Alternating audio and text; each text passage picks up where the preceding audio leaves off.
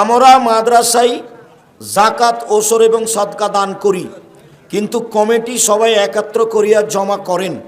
উক্ত জমা টাকা খরচ করিয়া আমাদেরকে খাওয়ান। উক্ত দাওয়াত কি খাওয়া যাবে? মসজিদের টাকা ব্যতীত সব টাকা একসাথে থাকবে, সেটা জাকাত হোক আর দান হোক। পরিচালনায় যারা থাকবে তারা সব টাকা একসাথে করে রাখবেন।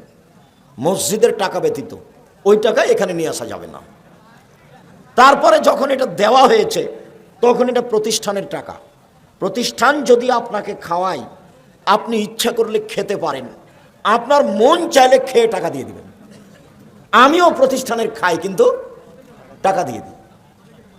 যখন এটা চলে এসেছে তখন এই টাকার মালিক যারা, তারা এটা খরচ করবে।